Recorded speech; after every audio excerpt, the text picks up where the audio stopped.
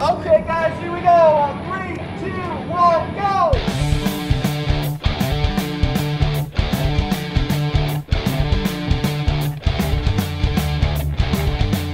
I am here with Christopher Townsend, the visual effects supervisor for Marvel Studios Captain Marvel. Thank you so much for talking with us. You're very welcome.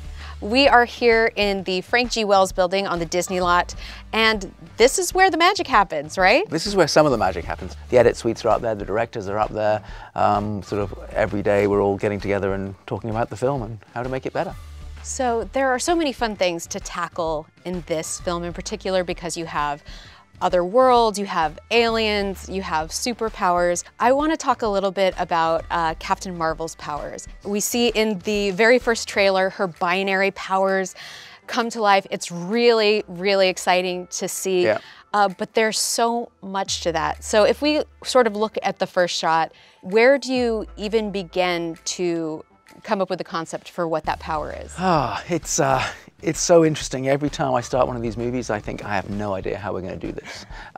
So you literally start with a blank sheet of paper in terms of what we can do. You look at the comic books, you look at video games, you look at art, you look at all these different things. We have a visual development department here at Marvel who works on all the character designs for all the movies. And I think that one of the first things they do is start amassing all this reference and start illustrating and drawing up these individual ideas and these frames. One of the things that Anna Boden and Ryan Fleck, the directors of the film, that what they've brought to the film is this sort of very naturalistic feel. So what was really exciting was, how do you make a big superhero movie but keep it naturalistic and keep it grounded in reality?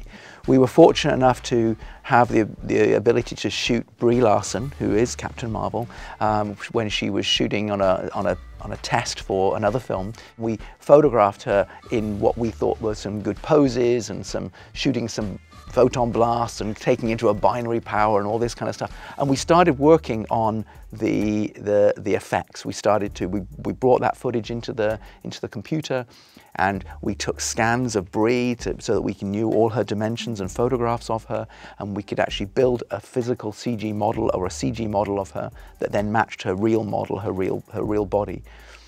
We track all that to the photography so that we now have a digital version of that in the computer. And then we started with simulations and sort of keyframe art over the top of Brie. And then we started working on simulations and many, many layers and many months of work, just trying to create the look of trying to find something which she doesn't look like she's on fire. She can't look, her energy has to feel strong. We can't go over her personality. So it was really trying to find all those bits and pieces. And then once you have that idea of what you want it to look like, you guys have put it through all of those layers, and you start shooting, how do you use practical elements like lights and those sort of things to help the visual effects process? It's always really tricky of knowing, well, where do you use interactive light and when don't you? And so one of the things we had designed for the set and for Brie were these big sort of light bracelets that she wore, which is LED panels of lights on her wrists. And sometimes we even put them on her body so that she could interactively light up the environment that she was walking through, but also she could light up her face. So a lot of her body is then digitally replaced or enhanced. But obviously we want to keep her face and we want to keep the performance that she's giving. So often it's very useful to have sort of when she's moving around with her lights on her wrists that you have the light moving appropriately. Well, I love it. It is very punk rock. And then I have to say, this shot is so beautiful. The scroll transformation that we see on the beach, it's really the first time we get the full idea of what a scroll can do. Right. How do you put together these shots? Because clearly there are two actors playing one role. It was interesting. It was one of the first transformation we did, the first shape-shifting we did. And Ben Mendelsohn's our sort of lead Skrull. And when he sort of turned up on set, it was one of the first things that Anna and Ryan, the directors, spoke to him about. Like, okay, how do we do this? How should we even, what does a Skrull feel when he goes through this transformation, this shape shifting? Is it painful? Is it easy? Does it take a lot of effort? And I think so. A lot of that comes from the performance of what the actor is going to bring to it. And so, we decided that yes, it does take a lot of effort. it's a very physiological thing that happens. It's a very physical thing that should happen. It's not sort of we didn't want it to feel like just a morph between two things, or just a sort of a dissolve. We wanted it to feel like there's things happening in the body. And one of the big things that we wanted to do is to use the grooves in the Skrull's face. The way they've always been illustrated, they've got these big grooves in the chin and their sort of lines. So we really wanted to use that and have that be sort of almost splitting apart, and then the other characters sort of bursting out from within. So you have these two very distinct shots, and you have this interesting component added to that, which is the movement of the camera. It seems like it must be such a long, sort of painstaking process. How many iterations does a shot like this go through? Well, there are probably there are dozens of people that are working on a shot like this. It only took, we had 1 day to shoot it, the entire sequence. And Perfect. I know. So it's always a little bit rushed when you're dealing with light. And we wanted it was supposed to look like sunrise. Well, in fact, it's sunset, because that's the only time we could get there for the actual shoot. So it's somewhat chaotic when you're actually trying to shoot this. And then artists sit down and then they're starting to really work on it. So it's probably, I think we got to version 350 or something that they were finally submitting. Now, we haven't seen all of those versions. They've done many versions internally, and that they're turning things around very quickly themselves. But it's a phenomenal amount of work that goes into a shot like that.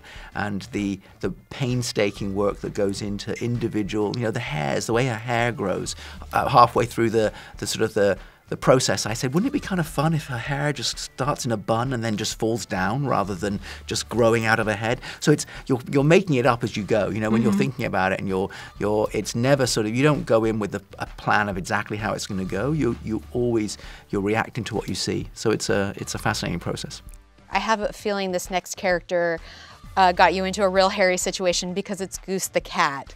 Cat actors, I assume, have some limitations that human actors don't. How much of Goose is visual effects, and how much of Goose is your wonderful cat actor, Reggie? Reggie. Well, it wasn't just Reggie. So the complicated thing was there were 4 cats on set.